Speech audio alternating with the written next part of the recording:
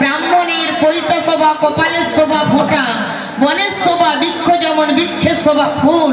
হাটের শোভা কলরব, তাঁতের শোভা তুল,